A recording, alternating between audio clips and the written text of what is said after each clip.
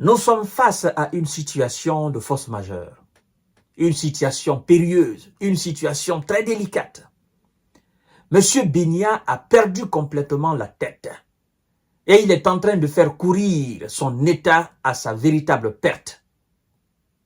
Mesdames et messieurs et mesdemoiselles, aujourd'hui, vendredi 11 octobre 2024, encore de nouveaux tirs sur des positions des casques bleus sri-lankais au Liban. Et des soldats onusiens ont été blessés. Donc, c'est devenu une habitude. Donc, après les condamnations des États alliés de M. Binia, il se dit, je m'en fous, je n'ai rien à cirer de leur condamnation. Aujourd'hui, la Chine a condamné. Aujourd'hui, le président du Conseil européen, Charles Michel, dit que c'est irresponsable et inacceptable et que cela doit cesser. Aujourd'hui, comment dirais-je, oui, la Chine a condamné effectivement. L'Espagne a condamné hier. L'Italie a condamné. La France a condamné. L'Allemagne a condamné. La Grande-Bretagne a condamné, mesdames et messieurs. L'Indonésie a fracassé aujourd'hui M. Binia et ses troupes. Et dans tout ça, l'Amérique dit que, voilà, nous sommes préoccupés par cette situation. L'Amérique dit que l'Israël est en train de combattre le Hezbollah. On ne parle pas de ça. On parle des tirs des gars de M. Binia sur des positions onusiennes, des positions du monde entier. C'est de ça qu'il s'agit. M. Binia a perdu la tête. Et ceux qui sont en train d'obéir à ses ordres, à ses injonctions sur le terrain, ont perdu la tête. Mais, dans tout ça, jusqu'à présent, il n'y a pas eu encore d'action majeure contre l'Iran. Mesdames et messieurs et mesdemoiselles, ce monsieur-là, il faut que les États-Unis l'arrêtent. Ce monsieur-là, il faut que les États-Unis le maîtrisent. Ce monsieur-là, il faut que les États-Unis l'arrêtent, sinon il risque d'embraser la sous-région. C'est un avertissement que le monde donne aux États-Unis. Parce que ce sont les États-Unis qui fournissent les armes. Ce sont les États-Unis qui mettent les moyens à la disposition de ce monsieur-là. Partagez la vidéo dans tous les groupes possibles. Au Liban, de nouveaux tirs israéliens sur la finule. Des casques bleus blessés. Le ministère libanais des Affaires étrangères a dénoncé vendredi de nouveaux tirs de M. Benjamin Netanyahou sur une position des casques bleus sri-lankais dans le sud de Liban, au lendemain d'un tollé diplomatique après que des tirs similaires ont blessé d'autres Indonésiens.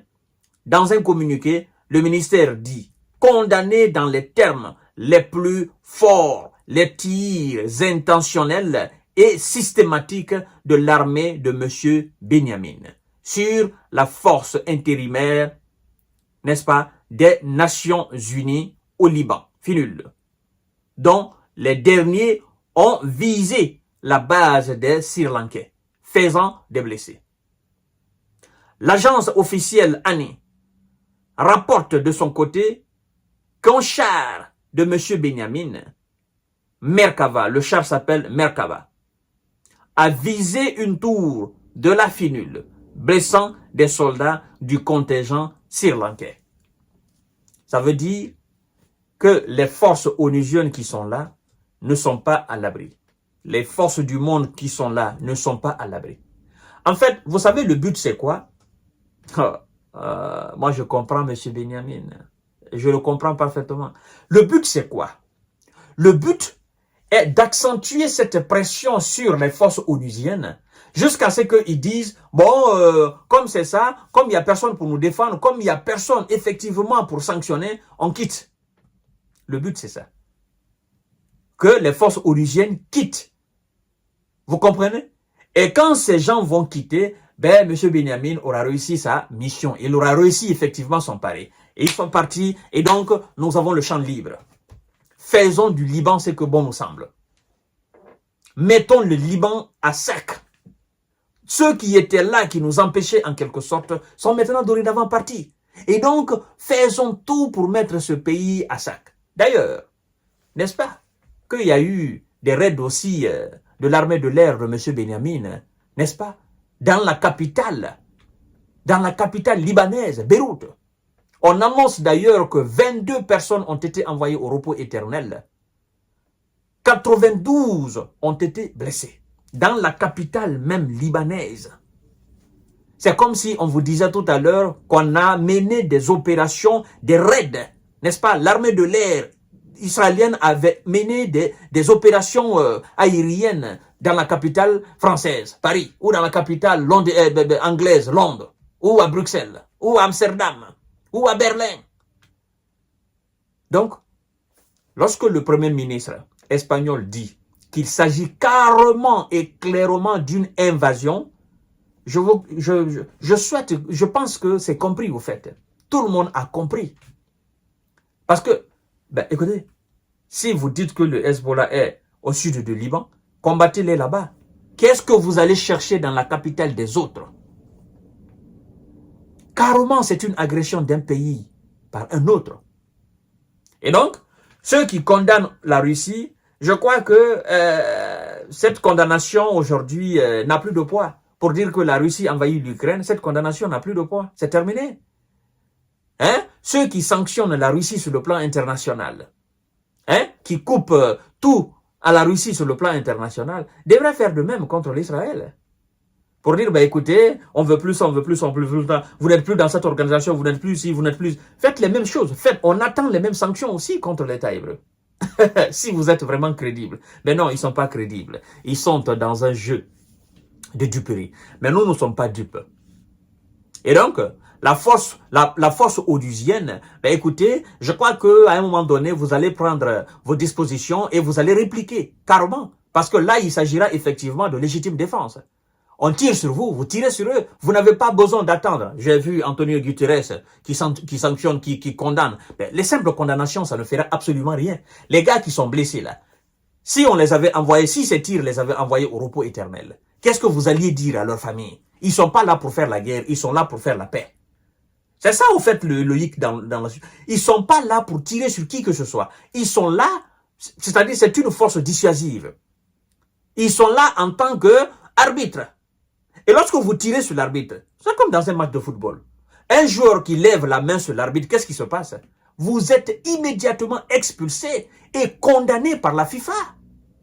Vous pouvez même écoper parfois de 6 mois. 6 mois de sanctions. Mais c'est la même chose que nous sommes en train de vivre là.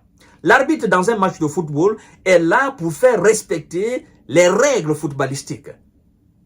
Pour que le jeu se passe dans les conditions les meilleures. Qu'il n'y ait pas de blessés, qu'il n'y ait pas de guerre, qu'il n'y ait pas d'animosité entre les deux équipes. Et effectivement, la force onusienne est là en tant que l'arbitre, pour ne pas qu'il y ait d'animosité. Mais plus qu'il y a maintenant de l'animosité sur le terrain, qu'est-ce que l'arbitre fait? Dans les conditions normales, les patrons qui ont envoyé l'arbitre sur le terrain, alors la FIFA, donc l'ONU, doit dans les conditions normales sanctionner. Mais puisque l'ONU est prise en otage par les États-Unis, comment voulez-vous alors que cette ONU sanctionne l'État hébreu? Voilà, mesdames et messieurs, la situation dans laquelle nous sommes aujourd'hui. Et donc, M. Benyamin va toujours continuer à donner de l'ordre pour qu'on tire sur les forces onusiennes afin de les pousser à partir pour qu'ils puissent faire de Liban ce que bon le semble. Mais il se trompe. Il se trompe énormément. Il ne sait pas que si les forces onusiennes partent, là, il aura tout le mal du monde entier. Là, il y aura un combat féroce. Là, il y aura de la destruction même de son propre pays. Il ne sait pas cela. Il ne sait pas. C'est-à-dire, dans les actions du Hezbollah, il n'y aura plus de limite. Il n'y aura plus personne qui sera là pour contrecarrer qui que ce soit. Et donc, effectivement, ça va s'enchaîner. Il n'y aura plus de témoins, il n'y aura plus d'arbitre. Ça sera dans un tohu-bohu total. Ça va tirer dans tous les sens, mesdames et messieurs. Et effectivement, les alliés du Liban auront maintenant la latitude d'envoyer tout ce que bon leur semble sur le terrain au Liban pour faire face à M. Benyamin. Benyamin n'a pas encore compris qu'il continue ses actions militaires, ses actions irresponsables contre les forces du monde entier qui sont là pour faire l'arbitrage. Qu'il continue. Il va voir. Je vous donne rendez-vous tout à l'heure. c'est quand même irresponsable et irrespectueux. Sincèrement, mesdames et messieurs, ce mec a perdu la tête. Et il faut qu'il fasse très attention. Tu ne peux pas tirer comme ça sur le monde entier. C'est pas possible. C'est inadmissible. Sincèrement, je suis désolé.